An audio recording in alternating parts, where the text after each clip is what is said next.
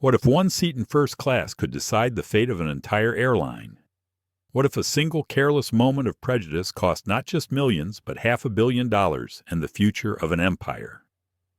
On a cold morning flight, Dr. Nathaniel Grant, a calm, dignified black CEO, took his rightful place in seat 2A. To most passengers, he looked like just another businessman, quiet with a book in hand. But behind that silence rested the power to shape industries. When arrogance entered the cabin, a spoiled heir demanding privilege, everything changed. A flight attendant caught between duty and truth, a purser who chose prejudice over policy, and a decision that forced Nathaniel from his seat, humiliated in front of all. What they didn't know was the man they dismissed held the pen that could either save their airline or end it forever. And with one phone call, Nathaniel turned humiliation into history. Was it revenge or was it justice? And how could silence become the loudest weapon of all? Stay with us as we unravel this powerful, true-to-life parable. Don't forget to like, share, and subscribe so you never miss stories that expose injustice and celebrate dignity. The late afternoon sun spilled through the windows of JFK's Terminal 7, painting the polished floors in gold. Sky Continental Flight 128 stood at the gate, a sleek silver aircraft gleaming against the fading light. Inside, the first-class cabin glowed with soft amber lamps and the faint scent of citrus sprayed across white leather seats. It was the curated comfort that airlines sold as exclusivity, a world where the hum of conversation was low, restrained, and every detail whispered luxury. Dr. Nathaniel Grant stepped into that cabin with the quiet composure of someone who never needed to prove himself. He was tall, broad-shouldered, dressed in a charcoal gray suit tailored to fit, but not to flaunt. The lines of his face were calm, his stride measured. In one hand, he carried a slim leather briefcase. In the other, a well-worn copy of Meditations by Marcus Aurelius. It was a habit of his always carrying the same book, its pages softened by time, its cover frayed at the edges. He often said the words kept him grounded when the world tried to strip him of balance. Seat 2A awaited him by the window. Nathaniel placed his briefcase gently under the seat, set the book on his lap, and leaned back as though the chaos of the terminal had dissolved the moment he crossed into this private enclave. Around him, executives tapped furiously at laptops. A woman adjusted her silk scarf. A businessman muttered into his phone about quarterly earnings. Everyone seemed locked into their own world of urgency. Nathaniel, by contrast, exuded stillness. He was not just another traveler. Beyond the calm exterior, Nathaniel was the CEO of Helios Dynamics, a global technology firm that powered half the aviation industry with its data systems. Sky Continental itself depended on Helios software to keep planes in the air, baggage moving, and crews scheduled. Tomorrow, in Los Angeles, Nathaniel was set to sign a contract worth $500 million in agreement that would keep Sky Continental alive after years of losses. To the outside world, he was their savior. To everyone in that cabin, at least in this moment, he was invisible. He rested one hand lightly on his book, eyes drifting across the cabin. He had been here before, not this flight, not this airline, but this exact situation. First class had always been a strange stage. To some passengers, his presence was a curiosity. To others, an intrusion. Over the years, he had learned to read the glances, the flicker of doubt, the silent question of whether he belonged. Nathaniel knew better than to react. Silence, he had discovered, carried more power than indignation. The attendant approached with a warm smile, a tray of chilled water balanced carefully in her hands. She wore the Navy uniform of Sky Continental, her blonde hair pinned neatly back. Her name tag read Claire Donovan. Nathaniel glanced at it, then looked directly at her. "Thank you, Claire," he said softly as he accepted the glass. She blinked, startled for a second, then smiled wider. Most passengers never looked at her name tag. Fewer still addressed her by it. For Claire, it was a fleeting moment of being seen, and she carried the tray away with a lighter step than before. Nathaniel raised the glass to his lips, letting the cold water settle his throat. He opened Meditations and began to read, the hum of the cabin falling away. He wanted the flight to pass quietly. He wanted to disappear into philosophy and thought until Los Angeles. But peace, as he knew too well, rarely survived in places like this. 10 minutes later, the cabin door burst open, shattering the hush. A man in his late 20s swaggered down the aisle as though he owned the aircraft. His pink polo collar was popped high, a gold watch gleaming on his wrist. He spoke loudly into his phone, voice booming above the subdued murmur of other passengers.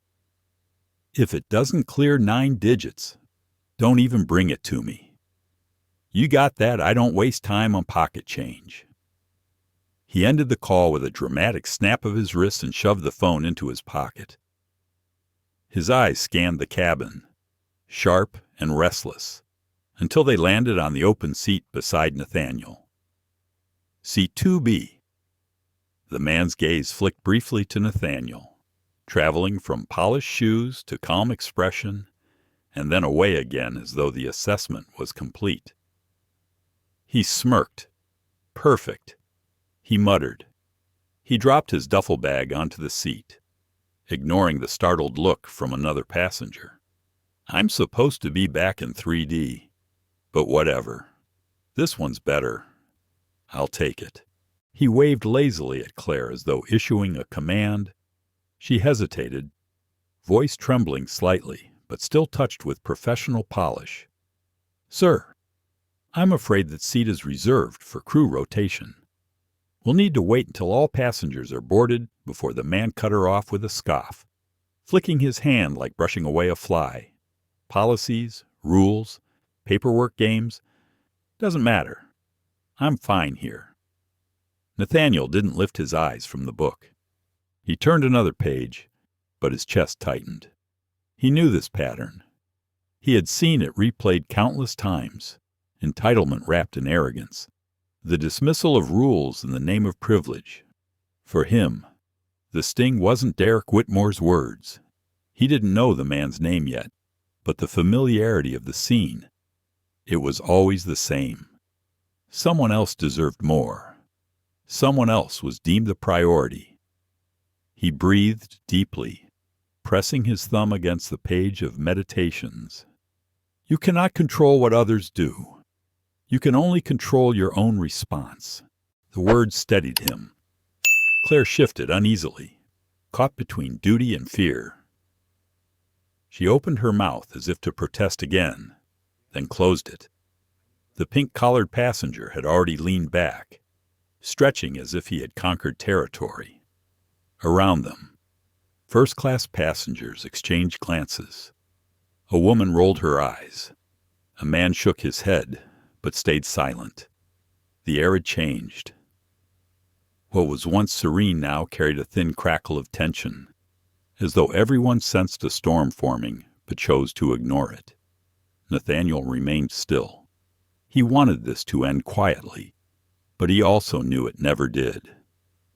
And so, as the last passengers boarded and the door closed, the stage was set. The flight had not yet taken off, but the course of Sky Continental's future was already descending toward disaster. Claire Donovan had worked as a flight attendant for 3 years, and in that time she had learned the delicate balance between authority and servitude. She could rattle off FAA regulations from memory, yet she also knew that most passengers never saw her as more than a server in the sky. Invisible when she did everything right, exposed to ridicule when she stumbled once. But the man in seat 2A, the tall one with the calm eyes, had called her by name. "Thank you, Claire." Just 2 words, but they had warmed her more than any corporate recognition. Most passengers never looked at the small silver tag pinned to her chest. He had noticed. He had seen her. That tiny moment clung to her as she moved about the cabin, her steps a little lighter than usual. Then Derek Whitmore had arrived. From the instant he strutted down the aisle, Claire felt her shoulders tighten. She had seen his type before, entitled, loud, cloaked in money that was probably not even his own. The duffel bag thudding into 2B had been like a gauntlet thrown. She tried to do what she was trained to do, assert rules without confrontation. But he dismissed her with the casual arrogance of someone used to being obeyed. Her lips parted to insist again, but she caught herself. She remembered the dozens of times a flight attendant had stood firm, only to be reprimanded later for causing escalation. Management's unspoken policy was clear when in doubt. Bend the rules for the passenger who complains the loudest. She swallowed hard, her throat dry. Nathaniel Grant turned a page in his book, utterly still. Claire wondered what he thought of her silence. Did he see her as complicit? Did he understand how little power she really had? The other passengers noticed, too. A woman in 3A whispered to her husband. A businessman in 1D raised an eyebrow, but kept typing furiously. No one would step in. That was the way of first class. Everyone wrapped in their own cocoon of privilege, reluctant to disturb the illusion of peace. Derek stretched out, his gold watch glinting under the cabin lights. "Much better," he said. "Loud enough for everyone to hear." He tapped his phone, scrolling, shaking his head dramatically as though the world's incompetence irritated him at every turn. "You know, Claire, was it? You'll see. People like me keep this airline afloat. You bend a few rules for me, and you keep customers loyal." Claire's face flushed, not with admiration, but with shame. She hated that he used her name so casually, twisting it into a reminder of her powerlessness. A soft chime signaled the final moments before departure. The captain's voice crackled overhead, calm and professional, announcing flight time, altitude, expected arrival. Passengers fasten belts. Claire checked the aisles with robotic efficiency, but her stomach churned. Then came the voice behind her. "Excuse me, miss." She turned. It was Mr. Blake, the purser. Martin Blake had worked in aviation for over 20 years. His hair was salt and pepper, his posture rigid, his voice always carrying the weight of authority. Most junior attendants respected him. Some feared him. He prided himself on discipline, on keeping the cabin under control no matter what. "Seat 2A, he murmured. "We need to make an adjustment." Claire's breath caught. Adjustment. Blake's eyes hardened. The system glitched. "Priority passenger needs that seat. Mr. Whitmore." Her chest tightened. She wanted to protest, to point out that Nathaniel's boarding pass was valid, time-stamped a full day earlier. She wanted to remind him that they were supposed to protect the dignity of all customers equally. But she saw the look in Blake's eyes. His decision was final. To him, rules bent when priority was invoked. "Go with me," Blake said, gesturing toward 2A. Claire followed reluctantly, her palms damp. The cabin quieted as they approached. Blake leaned slightly toward Nathaniel, his voice steady but cold. "Sir, there's been a booking error. Your seat 2A has been reassigned to another passenger. I'm afraid you'll need to move." The words hung in the air like lead. Claire felt every pair of eyes in first class turn. Nathaniel closed his book, marking the page with his finger. Slowly he looked up. His voice was calm, free of hostility. "Is there a problem?" Blake cleared his throat. "Yeah, sir. A system error. Seat 2A belongs to another customer. We can offer you premium economy. Seat 12B, with compensation of $500. Nathaniel reached into his pocket, lifted his phone, and turned the glowing screen toward Blake. The boarding pass was clear seat 20. Checked in 24 hours earlier. He didn't stop there. From his briefcase, he drew a printed copy of the same pass, stamped at the lounge. His preparation was meticulous, his proof irrefutable. "This ticket is valid," Nathaniel said evenly. "I was the first to check in. There is no system error." The silence was sharp enough to cut. Behind him, Derek sighed with theatrical impatience. "God, more delays. People just want to fly. Can we wrap this up?" Claire's stomach knotted. She saw the faintest tremor in her own hands, still holding the service tray. She wished she could vanish. She wished she could tell Nathaniel that she knew he was right, that he had been wronged. But her voice refused to rise. Blake didn't glance at the boarding pass. He didn't meet Nathaniel's eyes. His next words dropped like a gavel. "The other passenger has special priority. This is final. Please move." Claire swallowed, heat rising to her face. She wanted to scream. She wanted to rip off her name tag and tell Blake he was humiliating a man who had done nothing but follow the rules. But her training, her fear of reprisal, held her back. Nathaniel's eyes lingered on Blake for a moment, then shifted toward Derek. Their gazes locked for the first time. Derek leaned forward, lips curling upward. "Listen, man," he drawled. "You're not losing much. A guy like you should be happy with $500. Don't make yourself a joke." The words dropped like stones into the silence. "A guy like you." Claire's chest tightened. She knew exactly what Derek meant, even if he never said it outright. The phrase was soaked in prejudice. Nathaniel's skin color was the unspoken target. Claire's shame deepened, not for herself, but for her airline. Her thoughts raced. Should she speak now? Should she say, "He has every right to that seat"? She imagined Blake's glare, the reprimand, the possible termination. She imagined being blacklisted from an industry she had sacrificed years to enter. And then she imagined Nathaniel's face, the calm kindness when he had said her name. Inside, her conscience battled with her fear. One urged her to stand. The other dragged her back into silence. Nathaniel took a slow breath. "This is your final position," he asked Blake quietly. Blake nodded stiffly.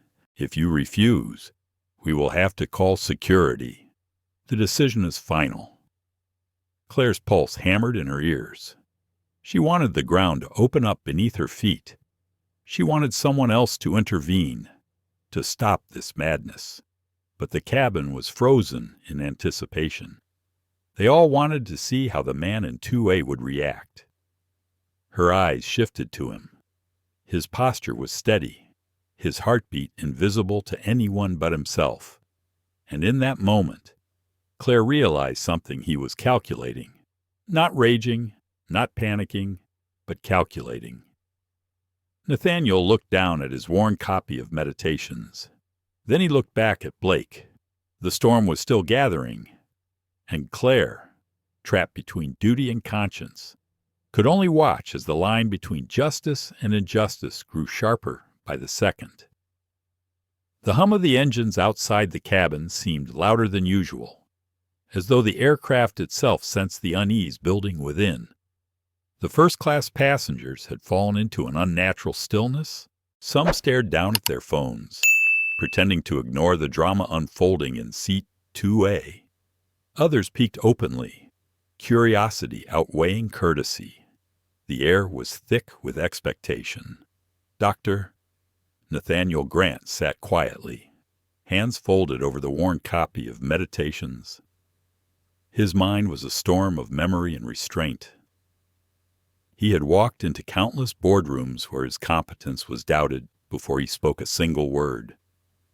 He had stood at podiums where whispers in the audience questioned why he, a black man, should lead one of the world's most advanced technology companies. Each time, he had swallowed that bitter taste, choosing patience over fire, composure over fury. But this was different. This was not a boardroom debate or a press conference challenge. This was a seat he had paid for, a simple right he had earned, and still, it was being taken from him. Martin Blake stood stiffly, arms behind his back like a soldier delivering orders. His voice carried the authority of decades in uniform, but it was hollow, drained of empathy. "Sir, please cooperate. Seat 12B is waiting for you in premium economy. The matter is closed." Nathaniel studied him for a moment. The purser's eyes avoided his, fixed instead on the neat brass button of his own jacket. It was the look of a man who knew he was wrong but clung to protocol like armor. "Martin," Nathaniel said evenly, reading his name from the badge. "I have a valid ticket, a confirmed boarding pass. You can see it yourself." Blake's jaw tightened. "The decision stands." From across the aisle, Derek Whitmore leaned back with a grin. He had one ankle resting over his knee, his gold watch catching the light with every small movement. Man, why drag this out? Take the money and move. No shame in it. $500 isn't bad for sitting a few rows back. His tone dripped with mockery, his words calculated to sting. Claire Donovan felt her stomach twist. She clutched the tray in her hands, wishing she could vanish into the galley. But she was frozen by the spectacle.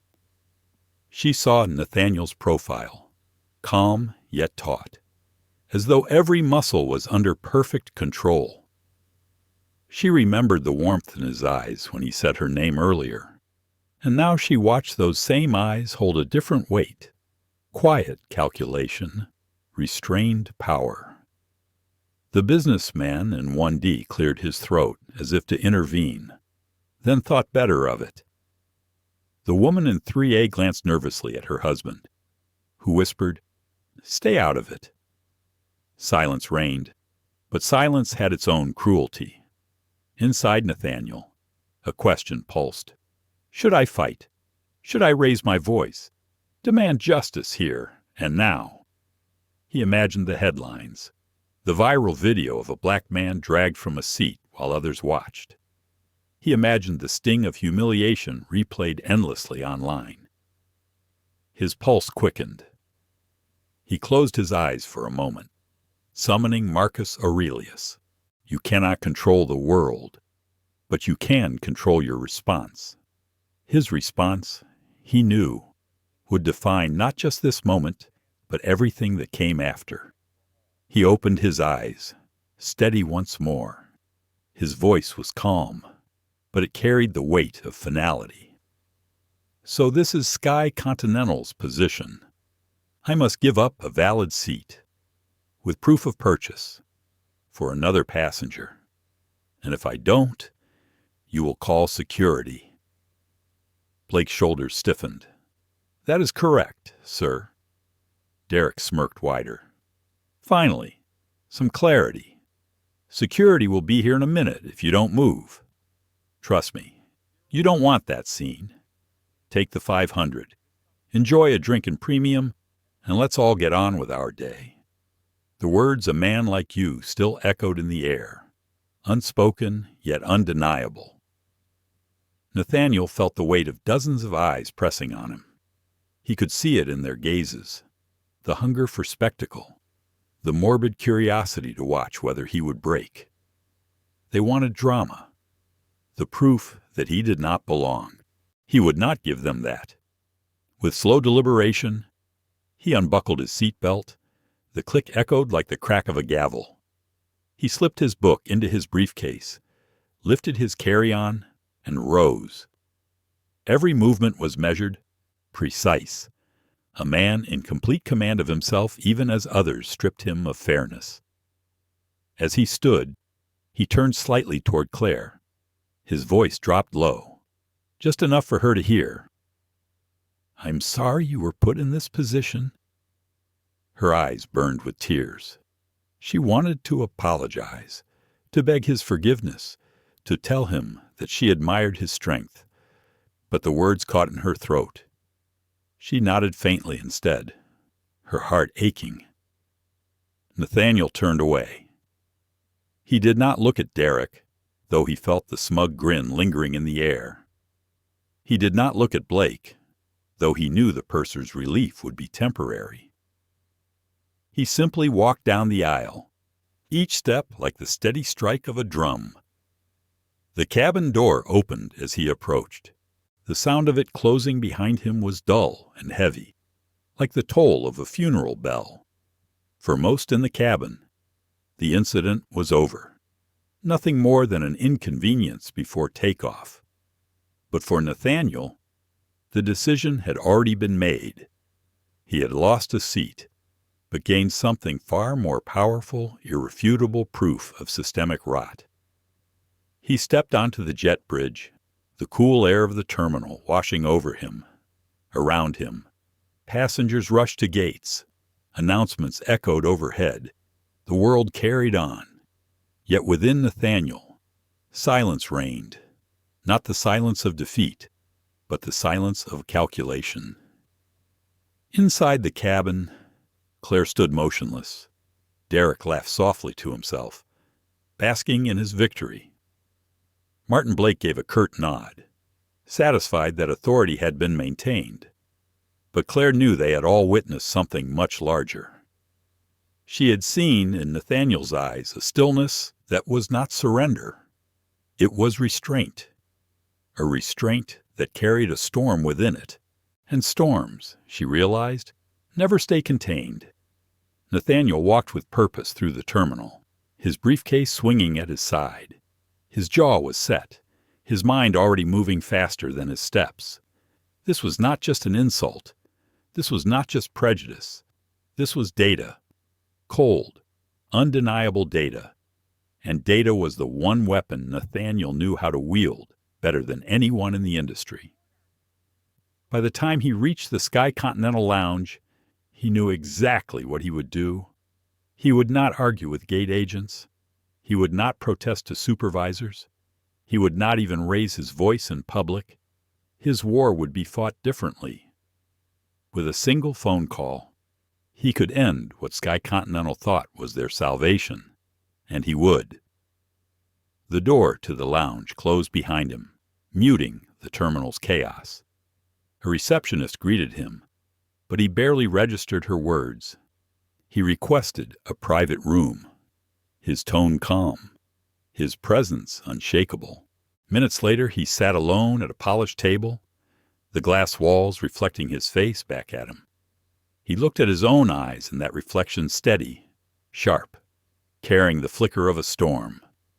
He opened his phone, the screen lit with dozens of new emails, contracts, invitations. He ignored them all.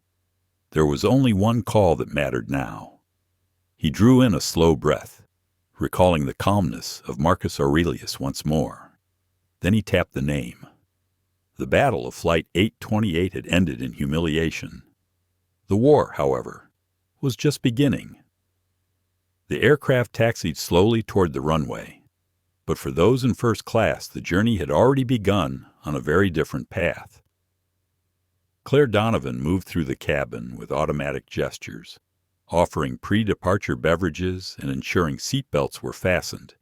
Yet her mind was nowhere in the routine. It was trapped in the echo of the words she had just heard. A man like you. Derek Whitmore had said it casually, with a smirk, as though it were nothing more than an offhand remark. But Claire knew the weight behind those 4 words. She had felt the shift in the air when they landed, heavy and unmistakable. Some passengers pretended not to notice, but others glanced quickly at Nathaniel Grant, their eyes betraying an unspoken truth. Everyone understood what Derek had meant. Nathaniel had not reacted. His face remained calm, his body steady, as though the words were just another raindrop sliding down glass. But Claire knew better. She had seen the way his fingers had tightened slightly around the worn leather of his briefcase, the only sign that something had struck deeper than he allowed to show. Martin Blake stood near the galley, arms crossed, his expression carved in stone. He seemed satisfied, even proud, that order had been restored. To him, the incident was already closed. A passenger reassigned, a potential conflict avoided. But Claire could not convince herself of that tidy narrative. She felt complicit. She had stood by while a paying customer was humiliated, while prejudice was dressed up as procedure, and worse, she had done nothing. Her inner voice scolded her relentlessly. Why didn't you speak up? Why didn't you tell Blake the truth? Why didn't you stand beside Nathaniel instead of shrinking into silence? She replayed the moment over and over, and each time her shame deepened. Nathaniel, meanwhile, had disappeared into the terminal. His absence left the cabin feeling oddly hollow, as if a vital presence had been removed. Derek stretched comfortably in seat 2A, basking in his victory. He ordered a glass of champagne before the wheels even left the ground, his tone dripping with entitlement. Now this is how it should be, he announced loudly. Respect where respect is due. The businessman in 1D shifted uncomfortably, but said nothing. The woman in 3A pulled her pashmina scarf tighter around her shoulders and avoided eye contact. Silence once again ruled the cabin, but it was a silence filled with unease, not peace. Back in the lounge, Nathaniel sat alone in the glass-walled room he had requested. The polished table before him reflected his composed face, but within him the storm raged. He could still hear Derek's voice. He could still see Blake's cold eyes. And above all, he could feel the weight of every glance from the other passengers, those quiet judgments that carried centuries of history within them. He opened his copy of Meditations again, not to read, but to anchor himself. The spine cracked softly, the pages worn from years of use. One line floated into his memory. The best revenge is not to be like your enemy. His jaw tightened. He would not shout. He would not curse. He would not give them the satisfaction of seeing him lose composure. But he would act, and his action would ripple far beyond one flight, one cabin, one humiliation. His phone lay on the table, screen glowing faintly with incoming messages, contract drafts, reminders, congratulatory notes about the deal that was supposed to be signed the next day. A $500 million agreement that everyone believed was the salvation of Sky Continental Airlines. Everyone except Nathaniel. He now saw it differently. They had shown him their values, not in a boardroom or a press release, but in the quiet cruelty of a reassigned seat. That was all he needed to know. Meanwhile, Claire finished her safety checks and returned to the galley. She leaned against the counter, pressing her palms into the cold surface, trying to steady her breathing. She thought of Nathaniel's final words to her before he left. I'm sorry you were put in this position. He had been the one wronged, yet he had offered her kindness. That memory cut deeper than Derek's insult or Blake's command. She realized she could not remain silent forever. Something inside her had shifted, though she did not yet know what form it would take. The engines roared as the aircraft lifted from the ground. Derek raised his glass in mock celebration. "Here's to good service," he declared, as if the world revolved around his comfort. But far below, in a quiet lounge at the airport, Nathaniel dialed a number. The phone rang twice before a crisp voice answered. "Good morning, Mr. Grant. I thought you'd already be en route." It was Marissa Lopez, his chief of staff, the woman who could run Helios Dynamics with a handful of emails. "Not today," Nathaniel said. His tone was calm, but it carried a sharpness that made Marissa sit straighter at her desk hundreds of miles away. Sky Continental just made a fatal mistake. Cancel tomorrow's signing with Sterling. There was silence on the line. Then Marissa's voice dropped. "You mean cancel the $500 million contract, Nathaniel? Their entire board is flying in for this? They need us." "I know," he replied, each word precise. "Send the termination notice. Clause 4, Section B, breach of core values. Effective immediately." Marissa inhaled sharply. She had seen Nathaniel make cold decisions before, but this one carried a different weight. "Understood," she said quietly. Nathaniel ended the call. He sat in silence for a long moment, his reflection in the glass staring back at him. His heart was steady now, no longer racing. The choice was made. The storm had direction. Up in the sky, Derek lounged in stolen comfort, oblivious to the empire crumbling beneath him. Claire continued her duties, each smile a mask stretched thin over her guilt. And in a Dallas skyscraper, CEO Lawrence Sterling sipped champagne, believing his company was hours from salvation. But the truth was already in motion. One seat, one insult, one decision.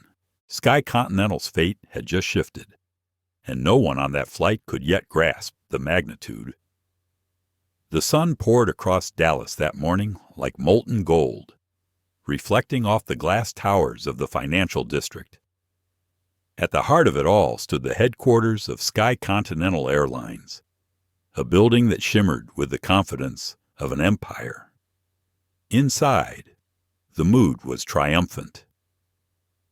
Lawrence Sterling walked briskly through the marble-floored lobby, his silver hair slicked back, his tailored suit catching the light with each step. Employees greeted him with respect, some with awe. He returned their nods with a practiced smile. Today was not just another day on the corporate calendar. Today, he believed, was destiny in his mind. The $500 million contract with Helios Dynamics would not merely save Sky Continental, it would transform him from a CEO clinging to the edge of bankruptcy into a celebrated savior, the man who revived a failing giant. He relished the thought of reporters calling him the architect of the turnaround, of magazine covers bearing his face beneath words like visionary and redeemer. He strode down the carpeted hallway toward his executive suite, the faint aroma of fresh flowers and polished wood filling the air. His longtime assistant, Margaret, was waiting with an iPad in her hands. "The press release draft is ready, Mr. Sterling," she said warmly. Lawrence glanced at the glowing screen. Headlines blazed back at him. Sky Continental reborn with Helios Dynamics. Phrases like breakthrough partnership, redefining the future of air travel, and a new era of innovation were carefully arranged to dazzle investors and the media alike. He laughed aloud, the sound echoing against the glass walls. "Perfect," he declared. "Make sure the champagne is chilled, and not the cheap stuff. Margaret, I want Dom Perignon for this." "Yes, Wharf." "Sir," she replied with a small smile. By mid-morning, the building pulsed with anticipation. The stock market was already reacting to whispers of the deal. Shares of Sky Continental had jumped 15% in a single day. Traders on the floor of the New York Stock Exchange cheered the ticker's upward climb, oblivious to the storm that was already brewing. Lawrence entered his office, a vast corner space with floor-to-ceiling windows overlooking the city skyline. The desk gleamed, the leather chairs exuded power, and the framed photographs of past triumphs decorated the walls like trophies. He dropped into his chair, stretched out, and allowed himself a moment of pure satisfaction. At 61 years old, he told himself, he had weathered enough storms to deserve this victory. But then the phone rang. It was not the cheerful tone of his personal line or the polite buzz of an assistant's call. It was the sharp, urgent ring of the red phone reserved for emergencies. Lawrence frowned. He lifted the receiver, his voice firm. Sterling. On the other end came the voice of David Lynn, Sky Continental's chief legal counsel. Normally steady, David now sounded strained. Lawrence, we have a serious problem. Sterling's irritation flared. If this is about a typo in the contract, David, I don't want to hear it. We're hours away from a historic signing. Do not ruin this moment with trivialities. There was silence, followed by a sigh. It's not a typo. Helios Dynamics has terminated the agreement, effective immediately. The words hit like a thunderclap. Lawrence sat bolt upright, the iPad slipping from his hand and landing on the desk with a dull thud. Terminated. That's impossible. The signing is tomorrow. They cited Clause 4. Section B. David continued, his tone grave. Violation of core values. They claim we've acted contrary to ethical principles. The clause gives them the right to withdraw, and it's binding. There's nothing we can do. For a moment, Lawrence's office seemed to tilt, the ground beneath him shifting. His chest tightened, his breath shallow. He barked into the receiver, desperation creeping into his voice. Get me Nathaniel Grant. I'll speak to him myself. We tried, David replied quietly. His chief of staff said all communications will now go through their legal department. He isn't taking calls. Lawrence gripped the edge of his desk, his knuckles whitening. When did this happen? 11:04 New York time, David answered. Lawrence repeated the time under his breath, his mind racing. 11:04. At that exact moment, Nathaniel should have been on their plane to Chicago. The horrifying realization struck him like ice water down his spine. He turned sharply to David's voice on the line. Pull the passenger manifest for Flight 828 from JFK, now, and get me the incident report from the lead flight attendant. 20 minutes later. Lawrence stood with David and the vice president of customer relations around a tablet. The report glowed coldly on the screen.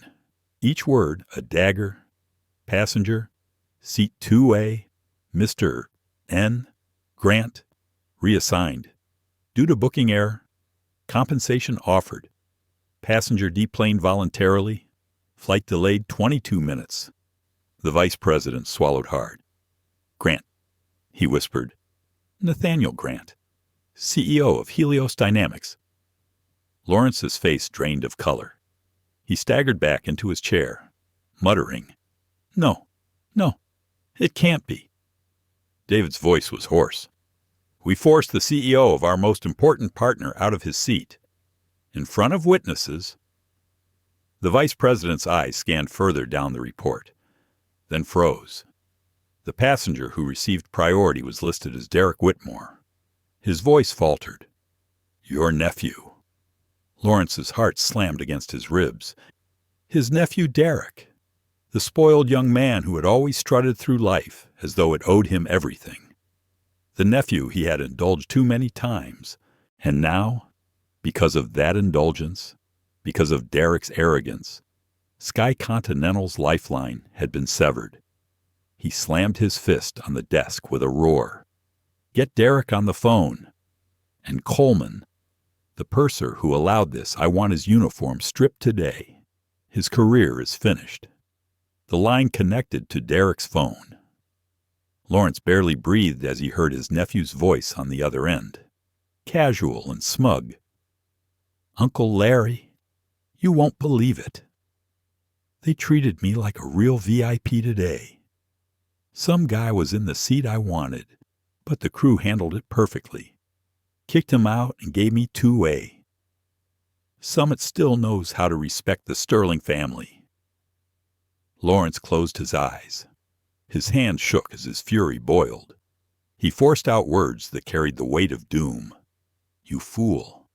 That man was Nathaniel Grant, and with one quiet decision, he has set this company on fire. There was silence on the other end, followed by Derek's nervous laugh. "Wait, that black guy in the suit." But he didn't even say anything. He just walked away. Lawrence's voice dropped to a growl. He didn't need to say a word. "Derek, one phone call was enough. The deal is dead. Our stock will plunge.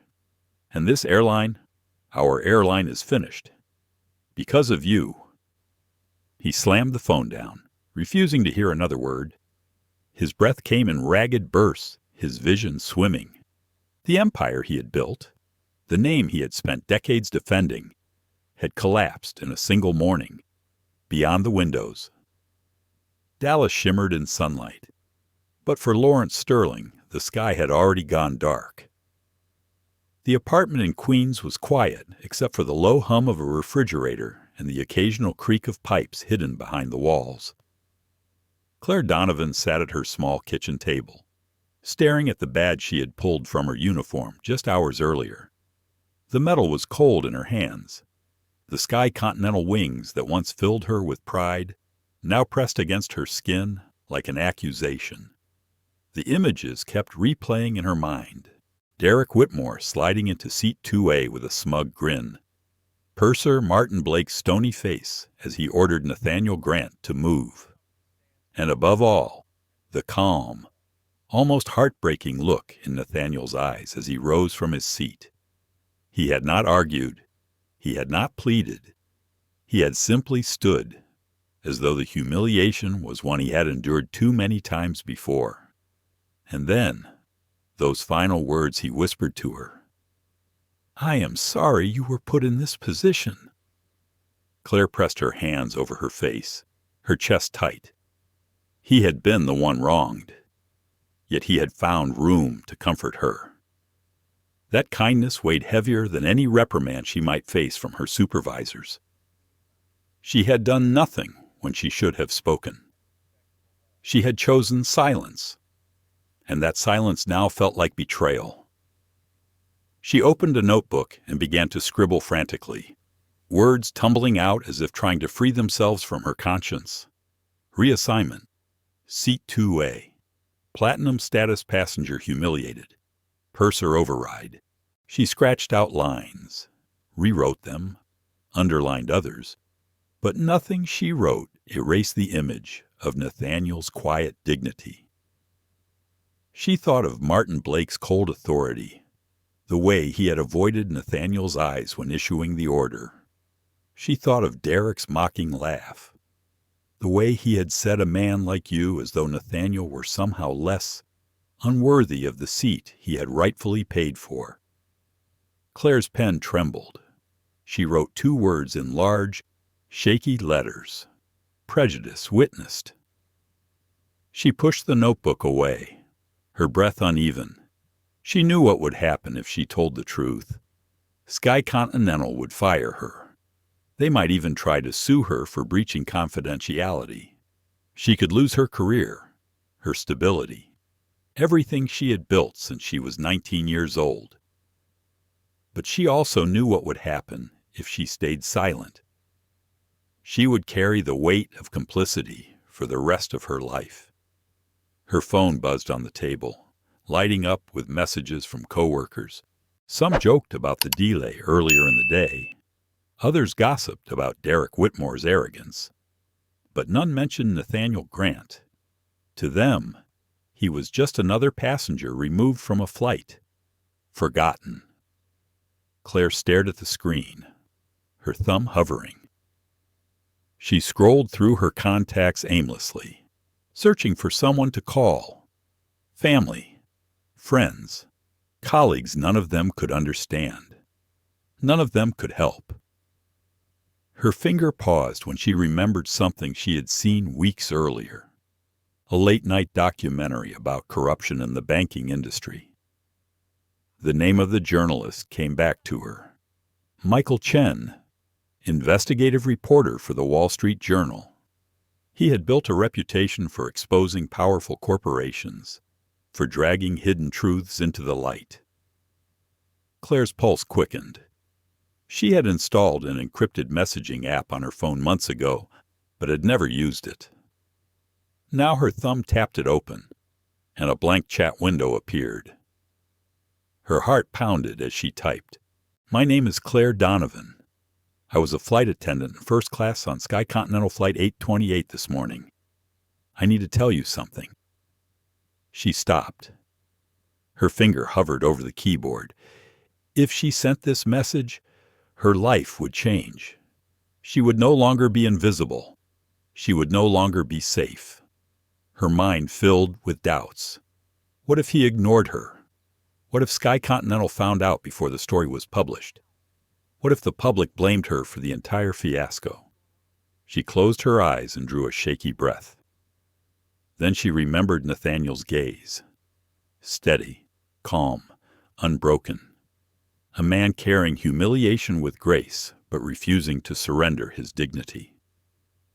Claire snapped a photo of her employee badge and attached it to the message. She typed again, her fingers trembling. "This is proof I'm not lying." The passenger removed from his seat was not a system error. It was prejudice. And I witnessed everything. Her hand shook as she pressed send. The screen flashed a green checkmark. The message had been delivered. For a moment, the silence of the apartment was suffocating. She let the phone fall onto the table and buried her face in her hands. She was terrified. She knew there would be consequences. But beneath the fear, she felt something else: relief. For the first time since the incident, she felt she had done the right thing. Across the river in Manhattan, Michael Chen sat in his office surrounded by stacks of files and half-drunk cups of coffee. His phone buzzed. He glanced at the encrypted notification, expecting another anonymous tip about stock manipulation or shady offshore accounts. But when he opened the message and saw the photo of the Sky Continental badge, his eyes sharpened. He read the words carefully, then read them again. A CEO, removed from his seat. A flight attendant witness. Prejudice. Chen leaned back in his chair, the beginnings of a storm forming in his mind. He had covered scandals before, but something about this message felt different. The stakes were higher. The injustice was raw, and the evidence, even at first glance, was damning. He typed a quick reply. "Thank you for your courage. We need to talk. Safe channel only. Can you speak tonight back in Queens?" Claire's phone buzzed again. She looked at the screen, tears stinging her eyes. She whispered to herself, almost as though speaking to Nathaniel, "I will not stay silent." She typed a single word in response. "Yes." The small green checkmark blinked again. The connection was made, and with that, the tide of the entire industry began to shift. Claire leaned back in her chair, exhausted but lighter. She did not know what tomorrow would bring. She did not know how Sky Continental would retaliate. But for the first time in her career, she felt proud of herself. She had chosen dignity over fear. Outside, dawn was beginning to break. Painting the sky with streaks of pale orange, Claire sat at the window, her badge still on the table, her phone buzzing with possibilities. The day ahead promised chaos, but within her heart a small flame burned steady. She knew that flame would spread. And far above, in the quiet of his Chicago office, Nathaniel Grant sat with his worn copy of Meditations, unaware that a young flight attendant had just joined his fight in a way that would change everything. At 6 o'clock the following morning, while much of New York still slept beneath a veil of gray mist, the world awoke to a headline that would set the aviation industry on fire. On the front page of the Wall Street Journal, printed in bold letters large enough to stop any reader mid-stride, were the words $500 million lost. Over one first-class seat, the truth about Sky Continental. The byline bore the name Michael Chen. The article was long, crafted with surgical precision, every sentence cutting deeper than the last. Chen laid out the facts like evidence in a courtroom. A black CEO, Dr. Nathaniel Grant of Helios Dynamics, had been humiliated in Sky Continental's first-class cabin, ordered out of his rightful seat to accommodate another passenger. The supposed system glitch. Sky Continental's official excuse was dismantled piece by piece. Chen cited an internal witness. Her name was withheld for her safety, but her testimony was damning. He included excerpts from her statement. He was not angry. He just stood up as though he had lived through this 1,000 times before. And I stayed silent. The accompanying images were still frames from passengers' phone recordings that had already begun to circulate online. Derek Whitmore slouched smugly in seat 2A. Purser Martin Blake delivered the order with icy authority, and Nathaniel Grant, calm and composed, rising from his seat and collecting his belongings with quiet dignity. No commentary was needed. The images spoke for themselves. By 7:30, social media had erupted. On X, the hashtag #BoycottSkyContinentalShot to #1 worldwide. Stories poured in by the thousands. Former passengers shared their own experiences, moments when they had been denied upgrades despite platinum status, moments when they felt their loyalty meant nothing compared to favoritism for certain names or appearances. The words were raw, bitter, and relentless. Sky Continental never treated us as equals. They favored who they wanted. Now it is undeniable. Videos of passengers cutting up membership cards flooded feeds. Others posted clips of themselves canceling reservations, tearing boarding passes in half. Memes spread at lightning speed, mocking Sky Continental's glossy slogan, "Service above all." Users replaced it with a biting parody, "System glitch above all." At 9:30, the New York Stock Exchange bell rang, but Sky Continental's ticker opened in freefall. Shares plummeted by 15% within the first hour. More than $1 billion in market value evaporated before most of the company's executives had even arrived at their desks. Traders shouted across the floor as sell orders piled up. Screens glowed red, and brokers cursed the name Sky Continental like it had become a poison. At 10 o'clock, Michael Chen dropped a second bombshell.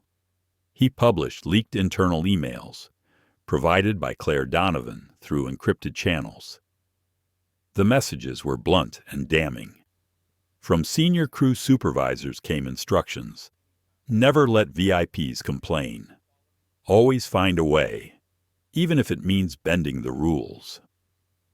The line was highlighted in red in Chen's article, searing across the page like blood. It was no longer one humiliating incident. It was a systemic pattern. Back in her Queens apartment, Claire sat at the same kitchen table where she had sent her message the night before. Her phone buzzed nonstop, vibrating against the wood. Notifications flooded and strangers calling her a hero, colleagues whispering warnings, anonymous voices sending threats. Fear twisted in her stomach, but beneath it pulsed relief. She had spoken. She had broken the silence. For Nathaniel Grant. The morning unfolded differently. In his Chicago office, he placed his worn copy of Meditations on the desk beside a cup of black coffee. He did not check the news immediately. He did not need to. He knew what was coming. But when his assistant entered, breathless, holding out a tablet with the Wall Street Journal article glowing across the screen, Nathaniel read the headline and simply nodded. He closed the tablet and returned his gaze to the sky beyond his window. The storm outside would rage, but within himself, he remained steady. By noon, cable news networks had picked up the story. Anchors spoke with incredulity. Panels of analysts debated the fallout, and commentators declared the incident a watershed moment for corporate accountability. Clips of Nathaniel being removed from his seat ran on endless loops. The quiet strength of his composure contrasted with the arrogance on Derek Whitmore's face. In Dallas, Sky Continental's headquarters had become a pressure cooker. Lawrence Sterling paced his office as phones rang incessantly. His assistant Margaret whispered updates he did not want to hear. The stock had lost $2 billion in value by midday. Reporters were camped outside the building. Major corporate clients were demanding explanations. And inside the boardroom, directors exchanged furious messages, preparing for an emergency session. Lawrence slammed his hand against his desk, his voice hoarse. One seat, one damn seat, and it's burning down everything we built. But the world outside was unmoved by his fury. To them, Sky Continental had revealed its true face. At 3 o'clock that afternoon, a protest broke out at JFK Airport. Dozens of travelers gathered at Terminal 4, waving signs that read "Dignity is not optional" and "Seat 2A belongs to all." Television cameras flocked to the scene. Chants echoed through the terminal, spilling into the departure hall. Some passengers demanded refunds on the spot. Others canceled flights mid-check-in, dragging their luggage toward rival airlines. Claire watched the coverage from her apartment, her eyes wide, her hands pressed together as if in prayer. She had not expected the fire to spread so fast. She had not expected her words to become the kindling for a movement. Tears welled as she whispered, "What have I done?" But even as the fear rose, a deeper voice inside her replied, "What was necessary?" By evening, Sky Continental's market loss had ballooned to nearly $3 billion. Analysts on financial news channels declared it one of the worst single-day collapses in the company's history. Shareholders threatened lawsuits. Institutional investors fled. And whispers began to circulate that Lawrence Sterling's leadership would not survive the week. Meanwhile, Nathaniel Grant boarded an Orion Airways flight bound for Los Angeles. The seat was wide, the service warm, the air calm. A young flight attendant greeted him by name and offered him tea with genuine kindness. Nathaniel smiled softly, grateful for the contrast. He did not check the markets. He did not read the latest updates. He simply opened his book and underlined a familiar passage. The best revenge is not to be like your enemy. For him, this was never about revenge. It was about trust. And now, the world was beginning to understand that truth. Night fell on New York, and the lights of Times Square flashed with images from the day's chaos. Screens replayed Derek Whitmore's grin, Martin Blake's order, and Nathaniel's calm departure. The crowd that gathered there booed Sky Continental's logo when it appeared, chanting the hashtag that had become the anthem of the moment. Boycott Sky Continental. And far above the noise, the stars shone cold and distant, indifferent to the storm raging below. But for the people living through it, this was no ordinary scandal. It was the moment when silence broke, when one act of quiet dignity exposed the arrogance of power and turned the tide of an entire industry. by the time the afternoon sun began sinking over Dallas. Sky Continental headquarters looked more like a fortress under siege than a place of business. The front lawn had been overrun with cameras, satellite trucks, and protesters chanting in unison, placards reading "One seat." Burned an Empire waved above the crowd as reporters jostled for position. Inside, Lawrence Sterling stood in front of a mirror, his hands trembling as he attempted to knot his tie. The man staring back at him was not the polished chief executive the public was used to. His hair looked thinner, his eyes sunken from sleepless hours, his skin pale. He could already imagine the questions waiting for him beyond the podium. He rehearsed his lines in a whisper, words that his communications team had spent the day crafting. It was an isolated incident. It does not reflect our core values. We are committed to ensuring fairness. The lines sounded hollow even to him. At 4 o'clock sharp, the press room doors opened. Camera lights blazed as dozens of reporters snapped to attention, their lenses aimed like rifles. The air buzzed with tension, thick with the scent of sweat, cologne, and the metallic tang of anticipation. Lawrence stepped onto the stage, clutching a folder with his written statement. His suit, once armor, now seemed too heavy for his shoulders. He cleared his throat, his voice already faltering. Sky Continental expresses its deepest regret for the unfortunate incident on Flight 828. This was an isolated event, not reflective of our company's values. We are. He was cut off mid-sentence by a sharp voice from the second row. Mr. Sterling, is it true? The passenger removed from his seat was Dr. Nathaniel Grant, CEO of Helios Dynamics. The room froze. Lawrence blinked, his mouth half open. I cannot comment on passenger identities for confidentiality reasons. Another reporter immediately fired back. You cannot comment, or you dare not.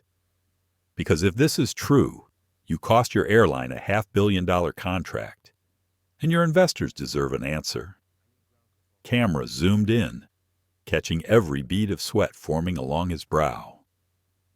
Lawrence shuffled his papers, his voice growing strained. Sky Continental handles all customer matters with the utmost care. This situation arose from a crew-level judgment.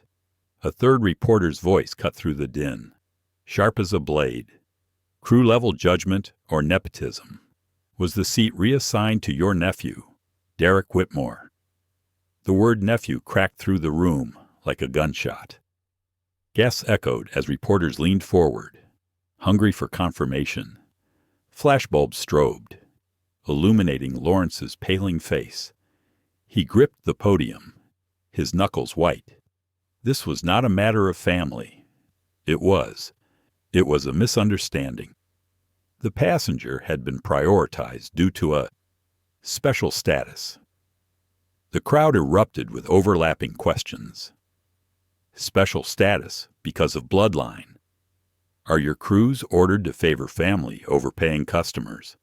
Was Martin Blake acting under your instruction? Lawrence tried to raise his voice, but his words drowned in the chaos. We have taken strict action. The reporters pressed harder. Strict action meaning, what, terminating the whistleblower? Because evidence shows one of your attendants has already been fired after speaking out. Lawrence's chest tightened. The comms team had warned him to keep his answers vague, but the hostility in the room made vagueness look like guilt. He raised his hands in a futile attempt to calm the storm. This was never about race, he said, his tone cracking. Sky Continental rejects discrimination in any form, but the denial only fueled the fury. A female reporter from a major cable network stood, her voice unwavering. Sir, we have testimony from within your company that Purser Martin Blake was following long-standing directives to favor VIPs and family friends, even if it meant bending policy. Are you saying those directives do not exist? Lawrence's lips parted, but no sound came. His throat had gone dry. Cameras caught the silence, the flash of panic in his eyes, the flicker of shame he could not conceal. A voice shouted from the back of the hall, carried above the commotion. So you admit your airline values nepotism and prejudice over paying customers. The room thundered with questions, the floor vibrating with the stomps of restless reporters demanding answers. Lawrence's attempt to speak dissolved into stammers. His carefully rehearsed lines had been shredded, exposed as hollow cover. By the time he stepped away from the podium, the crowd was shouting louder than he could bear. Security guided him out through a side door, cameras trailing until the last second. Outside, the press conference was already being dissected live. Screens across the nation replayed his stammering denials, spliced against images of Nathaniel Grant's quiet departure from Seat 2A. Social media feeds exploded with captions. Glitch or nepotism, Sky Continental chooses bloodline over dignity. The hashtag Boycott Sky Continental surged again, climbing past every trending topic worldwide. One viral clip looped endlessly, Lawrence Sterling, sweating, stammering, dodging, while a reporter demanded, "Your nephew? Yes or no?" The clip was paired with images of Derek Whitmore sipping champagne in 2A. The internet crowned it the face of corporate arrogance. Back in her apartment, Claire Donovan watched the press conference unfold on her laptop. She saw Lawrence stumble, saw the evasions, saw the sweat. Part of her felt pity, but only for a moment. Then she remembered Nathaniel's words to her, soft and steady. "I am sorry you were put in this position," Claire whispered into the stillness of her room. "No, Mr. Sterling, you were the one who put us all in this position." In Chicago, Nathaniel Grant sat quietly in the lounge of Orion Airways, waiting for his next meeting. A staff member approached with an apologetic smile. "Sir, have you seen the news?"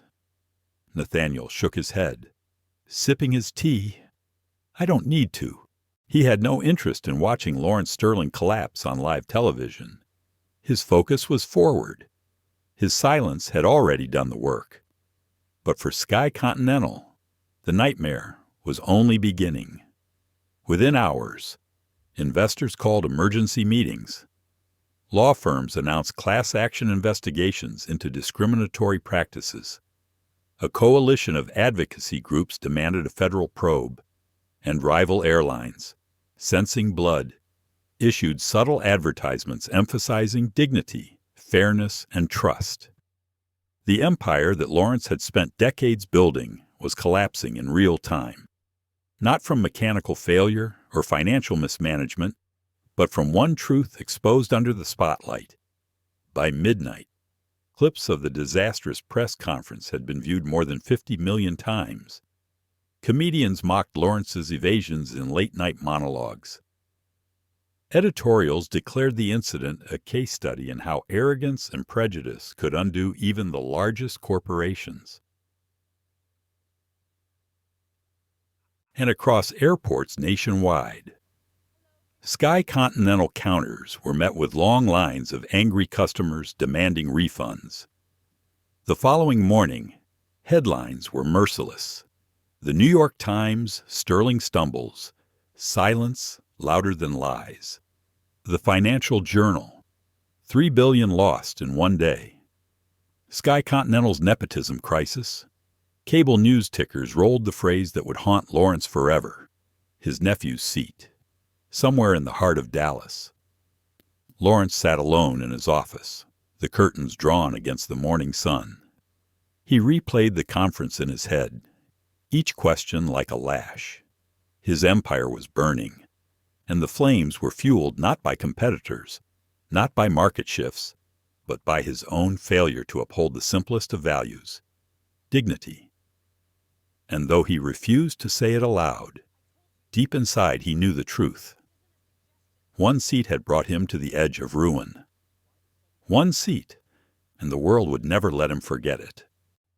The morning after the press conference, the sun poured across Dallas in bright, merciless light, bouncing off the glass facade of Sky Continental's headquarters. But inside, the atmosphere was anything but bright. The boardroom on the top floor had turned into a chamber of reckoning. 20 directors sat around the massive mahogany table, their faces a mixture of exhaustion and fury. Phones buzzed constantly with market alerts, legal memos, and news headlines that only deepened the disaster. At the head of the table, Lawrence Sterling slumped into his leather chair, his tie hung loose, his eyes bloodshot. The polished confidence he once wore now stripped away. "Lawrence," began Evelyn Shaw, a formidable board member whose voice carried the weight of decades in corporate governance. "Do you realize what you've done? Because of one first-class seat, we have lost a $500 million contract. And yesterday alone, $3 billion of market value evaporated. Investors are screaming for answers, and all we saw was you sweating under the spotlight, dodging questions like a guilty man." Lawrence raised his hand, trying to steady the room. "It was a mistake, a single incident. I told the press it was an isolated event." Evelyn's eyes flashed. An isolated event. The Wall Street Journal published internal emails that show this was standard practice, favoring family, favoring so-called VIPs. You cannot hide behind the word mistake. This was policy. And worse, the passenger humiliated wasn't just anyone. It was Dr. Nathaniel Grant, the one man keeping this company alive. A murmur of agreement rippled through the directors. Bill Hammond, the vice president of customer relations, leaned forward, his tone biting. "The damage is catastrophic. Our customer cancellations have tripled overnight. Loyalty members are defecting to Orion Airways in droves. Travel forums are flooded with boycott pledges. We aren't just losing money. Lawrence, we're losing trust. And in this industry, trust is everything." Lawrence's jaw tightened. He tried to summon the voice of authority that once commanded obedience, but the words came out hollow. "I will meet with Nathaniel personally. I will apologize. I'll salvage what we can." David Chen, the company's chief legal counsel, shook his head slowly. His normally steady tone carried an edge of finality. "You won't get that chance. Nathaniel has already directed all communication through his legal team. His assistant confirmed no calls will be accepted from you. The contract is terminated under Clause 4. Section B. It's airtight. We can't fight it in court. It's over." Lawrence's stomach turned to stone. He gripped the arms of his chair as if holding on could keep the empire from sliding away. "We can still rebuild. The press will move on. We've weathered storms before." Another director, Henry Gallagher, slammed his palm against the table. "This isn't weather. Lawrence, this is a hurricane you invited into our house. The public isn't going to forget what they saw.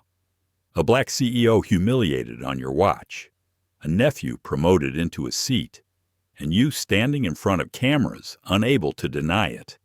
This isn't just bad optics. This is the death of Sky Continental's credibility."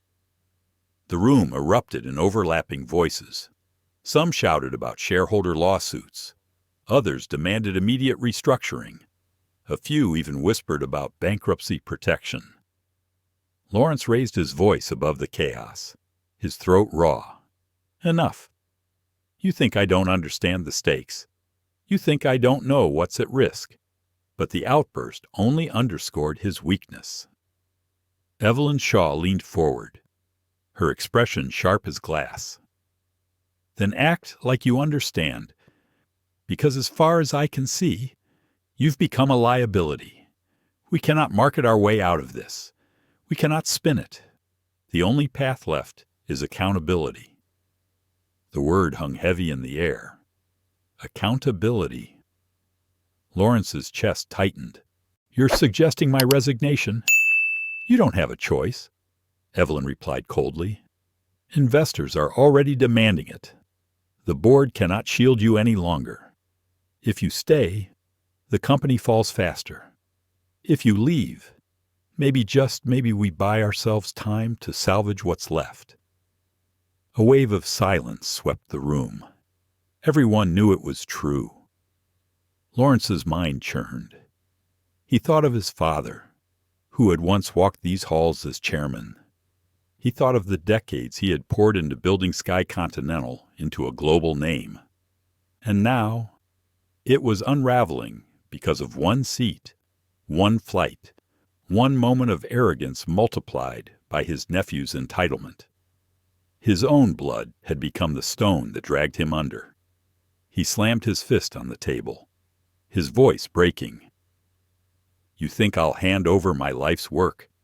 Because of a single passenger, Bill Hammond's voice rose in return, sharp and cutting. That single passenger was the only man who could save us, and you kicked him off his seat. Don't you dare minimize it, David Chen added quietly. And it wasn't just him.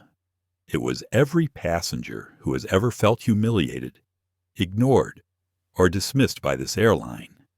Nathaniel Grant was the match, but the fuel was already there. Years of prejudice, favoritism, arrogance. You let it fester. Lawrence. And now it's burning us alive. Lawrence felt the room closing in. He tried to focus, to argue, to buy time. But his thoughts were clouded by the image of Nathaniel's calm face as he stood from seat 2A. No anger, no protest, just silence. And that silence had become the loudest sound in the world. He leaned back in his chair, his breath heavy. What do you propose? Evelyn's reply was swift. An emergency transition plan. You resign within the week. An interim CEO is appointed. We announce sweeping reforms, a zero-tolerance discrimination policy, an independent oversight board, compensation for affected passengers. It won't erase the damage, but it will show the public we are willing to change. Lawrence looked around the room. No faces met his with loyalty. No allies remained. The empire he had built stood in ruins around him, and the very directors who once toasted his victories now sharpened their knives. His voice cracked. And if I refuse, Henry Gallagher's answer was merciless. Then we call a no-confidence vote right now. And you will not just lose the title of CEO. You will leave disgraced, stripped of everything, remembered as the captain who sank his own ship. The words cut deeper than any headline. Lawrence's shoulders slumped. He stared down at the polished wood of the table, its surface reflecting his weary face. For the first time in his career, he felt small, truly powerless. The boardroom remained silent as he reached for his pen, his hand trembling. He scrawled his name on the resignation draft that had been quietly prepared and slid across the table by David Chen. The scrape of the pen across paper echoed like a death knell. When he finished, he set the pen down with finality. His voice was barely audible. There. You have what you want. But no one cheered. No one offered comfort. The directors simply gathered their documents, rising from their seats with the cold efficiency of undertakers. The meeting was over. Lawrence sat alone in the echoing chamber, his empire gone, his legacy shattered. He whispered to himself, as if trying to make sense of it all. One seat, just one seat. And outside, the sun continued to blaze over Dallas, indifferent to the collapse happening inside those glass walls. The city of New York stirred awake under a pale morning sky. In a modest apartment in Queens, Claire Donovan sat at her small kitchen table, a half-empty mug of coffee cooling beside her. She hadn't slept more than an hour. The images from Flight 828 still haunted her, the smug grin on Derek Whitmore's face, the commanding coldness of Purser Martin Blake, the steady, unflinching silence of Dr. Nathaniel Grant as he rose from seat 2A. She clutched her flight attendant badge in her palm until the edges dug painfully into her skin. She had once worn it proudly, a symbol of belonging, of professionalism. Now it felt like a shackle. The words replayed in her mind. "I'm sorry you were put in this position." Nathaniel had spoken them softly, not as a rebuke, but as a gift of dignity to her when she felt she deserved none. That single sentence had carved itself into her conscience. Claire opened her laptop. Headlines screamed across the screen. Sky Continental stock collapses. Boycott.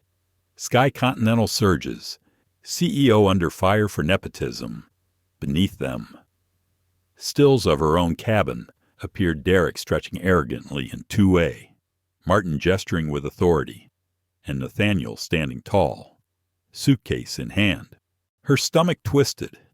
She had been there. She had seen everything, yet she had done nothing. Her phone buzzed with messages from fellow attendants. Some offered sympathy. Others warned her to keep her head down. "Don't get involved. Claire, they'll make you the scapegoat. Summit's done. Protect yourself. HR's looking for someone to blame." She pushed the phone aside. The guilt was too heavy to bear. Opening a notebook, she scribbled down everything she remembered, the exact words Martin had used, the timestamp on Nathaniel's boarding pass. Derek's smug remark, "A man like you should be happy with $500. Her pen scratched across the page with urgency, as though writing it down might keep the truth from slipping away. But what good were words locked in her notebook? She thought of a name she had heard weeks earlier in a documentary, Michael Chen, investigative journalist at the Wall Street Journal, a man who had exposed corruption in finance, who had toppled CEOs with nothing but facts and relentless truth. Her heart pounded as she opened an encrypted messaging app. The cursor blinked, daring her. She typed, "My name is Claire Donovan. I was a flight attendant on Sky Continental Flight 828. What happened wasn't a system error. It was prejudice. And I witnessed everything." Her finger hovered over the send button. She hesitated, imagining the consequences. If she pressed send, her career at Sky Continental would be finished. She could face lawsuits, blacklisting, financial ruin. But if she stayed silent, the weight of complicity would crush her. She tapped send. The message disappeared into the digital ether, marked by a small green check. Her breath hitched, and she pressed her hands to her face. For a long moment, she sat frozen, terrified of what she had done. Minutes later, a reply appeared. "I believe you. Can we talk?" Relief and fear mingled inside her. She typed back quickly, attaching a photo of her badge and a copy of her notes. The truth was out now. There was no turning back. By midday, Michael Chen's story exploded across the internet. Billion-dollar bigotry, one seat, one CEO, and the fall of Sky Continental. His article featured Claire's testimony, her badge photo, and chilling excerpts of her notes. Her words were quoted verbatim. He wasn't angry.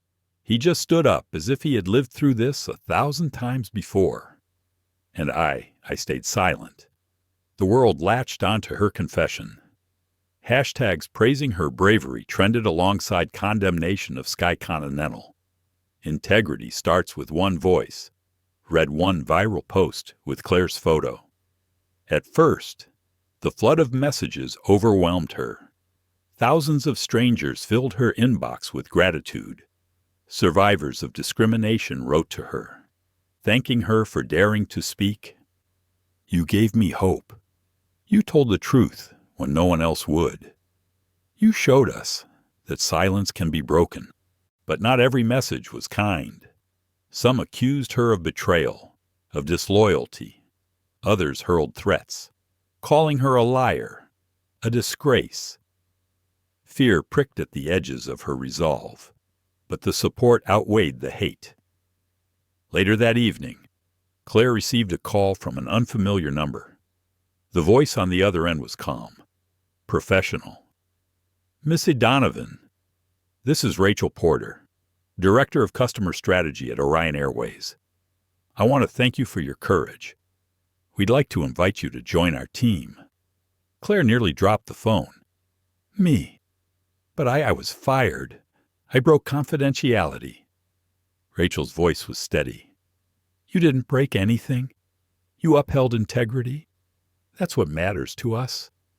We need people like you to help ensure dignity is never compromised in our cabins." You'd be advising leadership directly. Claire's throat tightened. After years of feeling invisible, of following orders that clashed with her conscience, here was a chance to make real change. I don't know what to say," she whispered. "Say yes," Rachel replied simply. Tears welled in Claire's eyes. For the first time in months, she felt a glimmer of pride instead of shame. Yes, I'll do it." That night, she walked to her window and looked out over the city lights. Somewhere in Chicago, Nathaniel Grant was surely moving forward, silent and strong, reshaping the industry with one decision. She didn't know if she would ever meet him again, but she carried his words with her still. "I'm sorry you were put in this position." Now, she understood. He had given her a choice, to remain silent or to stand up, and she had chosen. At Orion's headquarters weeks later, Claire entered her new office. On the wall screens, her own image appeared alongside the words "Integrity starts with one voice." Employees paused to smile and nod at her as she passed, treating her not as a scapegoat, but as a symbol. She placed her badge in a drawer, not as a relic of shame, but as a reminder of how far she had come. For Sky Continental, the storm still raged. Their counters were empty, their flights half-filled, their brand a punchline. For Claire Donovan, however, the storm had cleared, revealing a horizon filled with purpose. She closed her eyes and whispered a quiet vow to herself. "Never again will I stay silent." The winter morning in Chicago carried a crispness that sharpened every sound: the crunch of boots on salted sidewalks, the distant wail of a siren, the hum of traffic crawling through snow-dusted streets. From the top floor of the Helios Dynamics Tower, Dr. Nathaniel Grant watched the skyline glow under pale sunlight. The glass walls of his office reflected a man who looked calm as ever, but beneath that calm ran currents of resolve, steady and unbreakable. On his desk lay two documents. One bore the Summit Air crest, its ink signatures now meaningless, its promises shattered. The other, clean and new, bore the seal of Orion Airways. Nathaniel's hand rested on it lightly, not yet signing. He had learned in his life that contracts were not just about numbers or clauses. They were about alignment of values. Trust was the foundation. And Summit, for all its desperate charm and billion-dollar promises, had shown it lacked that foundation. One seat, one order, one word. Security had exposed a rot too deep to repair. Now, Orion stood ready. Their proposal was smaller in dollars, but larger in integrity. It was not just a deal. It was a statement. Sophia Ramirez entered quietly, setting a folder of financial models before him. She moved with the precision of someone who understood the weight of every moment. "It's all in order. Nathaniel, Orion's board is aligned. Legal reviewed every clause. This is ready for signature. Nathaniel didn't look up from the document. His voice carried its usual even tone, though an undercurrent of reflection softened it. Do you believe they understand what this partnership means? Sophia paused. More than Summit ever did. Orion doesn't just want our technology. They want the trust that comes with it. They want to rebuild aviation culture from the inside out. They're already shifting training protocols because of the Flight 828 fallout. They're not running from the storm. They're learning from it. Nathaniel leaned back, fingers brushing the worn leather cover of the copy of Meditations that never left his side. It's not enough for a company to fly planes. They must fly with dignity. Sophia's eyes softened. She had watched him carry this belief through every meeting, every battle, and you've proven that dignity is non-negotiable. There was a knock at the door. Rachel Porter, Orion's director of customer strategy, stepped in. She had flown in that morning, carrying herself with both humility and quiet pride. Dr. Grant, the board is waiting downstairs. Whenever you're ready, we'll finalize. Nathaniel closed the folder with deliberate care. Very well. Let's go. The conference room at Orion's Chicago office was sleek, understated, designed for substance rather than spectacle. A long table stretched beneath glowing white lights. At the far end sat Orion's CEO, Daniel O'Connor, his sharp blue suit offset by the faint weariness of a man who had fought to rebuild a company's soul after years of mediocrity. As Nathaniel entered, the board members rose to greet him. He returned their gestures with calm nods, carrying himself not as a man intoxicated by power, but as one grounded by purpose. Dr. Grant, O'Connor began, his voice firm but respectful. We're honored you chose us. We know what this moment means, not just for Orion, but for the industry. We won't let you down. Nathaniel took his seat, his voice level. This is not about choosing winners or losers. It's about aligning with those who understand that trust is the currency of aviation. Without it, planes may take off, but they will never truly fly. The silence in the room was reverent. He reached for the pen, its weight cool and familiar. The air seemed to tighten as he placed the tip on the page. One stroke, then another, and his signature flowed across the paper with quiet finality. Applause erupted around the room. Cameras clicked, but Nathaniel didn't smile for spectacle. Instead, he glanced at the Orion logo on the wall and spoke words that would echo beyond that room. We are not just selling technology. We are selling trust, and Orion will be the proof. The word spread quickly. By afternoon, headlines blazed. Helios Dynamics and Orion Airways announce exclusive partnership. Trust takes flight. Stock markets reacted instantly. Orion shares surged. Helios Dynamics climbed to historic highs, while Sky Continental's ticker plunged into oblivion. Yet Nathaniel did not linger in the numbers. In his heart, he thought of the faces that mattered more. Claire Donovan, who had risked everything to tell the truth. The passengers who had whispered in silence, enduring humiliation for years. The countless unseen travelers whose dignity had been treated as optional. Later that evening, Nathaniel sat alone in his office. The city glowed beneath him, skyscrapers piercing the night sky.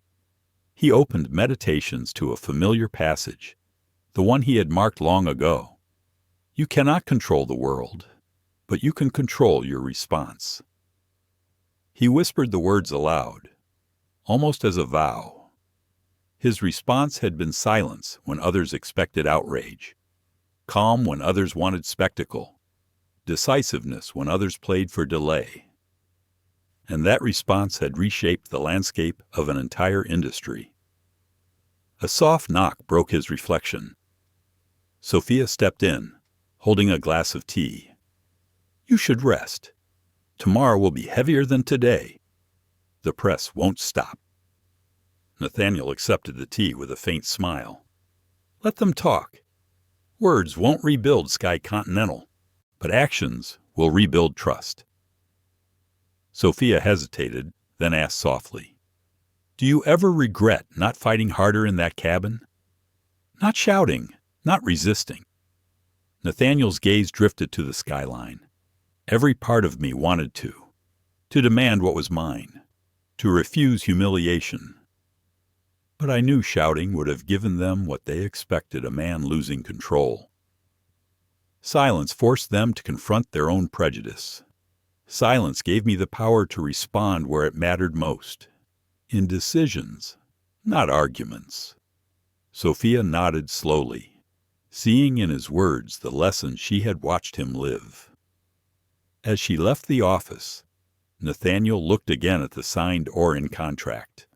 He thought not of numbers, but of the generations of travelers who might never know his name, but who would sit in cabins where dignity was protected, because one man in one seat had refused to surrender it.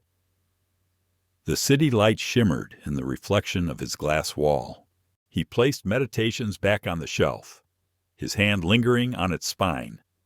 The war was not over, but tonight, a victory had been claimed. 6 months after Flight 828, the aviation world no longer looked the same. In Dallas, the once glistening headquarters of Sky Continental stood hollow. The golden crest that had crowned its rooftop was gone, torn down and replaced by the modest blue and silver emblem of Orion Airways.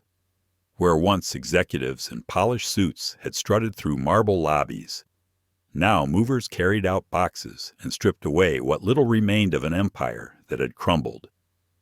Inside a shuttered conference room, Lawrence Whitmore sat alone. The former CEO's once commanding presence had dissolved into the figure of an old man, wrinkled with exhaustion, his suit hanging loose. Before him, a single sheet of paper bore his resignation. He had signed it weeks earlier under pressure from the board, but he returned often to stare at it, as if the strokes of his pen might somehow reverse time. He whispered the words that haunted him still. One seat, just one seat. His nephew Derek, the spoiled heir whose arrogance had sparked the fire, had vanished from public life. Once a brash figure flaunting wealth across social media, he now lived in self-imposed exile. Memes still circulated mocking him as Seat 2A Kid, the man whose entitlement cost an empire $500 million. The Sterling family had cut ties, leaving him to drown in his own shame. The press had been merciless. Every headline branded Sky Continental a cautionary tale, how prejudice crashed a giant, the airline that sold its soul for one seat. In business schools, case studies dissected its collapse. What happened in that cabin was no longer just a scandal. It was a parable. Meanwhile, across the country in Chicago, a different story was unfolding. The new Orion Tower gleamed with energy. Inside, teams of engineers, executives, and policymakers bustled with renewed purpose. On one floor, screens displayed live metrics of passenger satisfaction, delays, and complaints. For the first time, dignity was a tracked measurement, recorded alongside on-time performance and safety. In a corner office, Claire Donovan adjusted her nameplate Senior Policy Advisor, Passenger Integrity. Her hands trembled slightly, not from fear, but from the weight of what the title represented. She remembered the dim kitchen table in her Queens apartment, the moment she had hit send on her message to Michael Chen. That one choice had detonated a chain reaction she could never have imagined. Now, her testimony was part of Orion's training manuals. New flight attendants read her words during orientation. He wasn't angry. He just stood up as if he had lived through this 1,000 times before. And I stayed silent. The sentence was highlighted in bold, a reminder that silence is complicity, and integrity begins with one voice. Walking the halls, employees greeted her with nods of respect. Some whispered thank yous. Others stopped her to share their own stories of moments when they had spoken up because her example gave them courage. Later that afternoon, she sat across from Nathaniel Grant in a sunlit conference room. He had invited her for tea, a gesture of quiet acknowledgement rather than ceremony.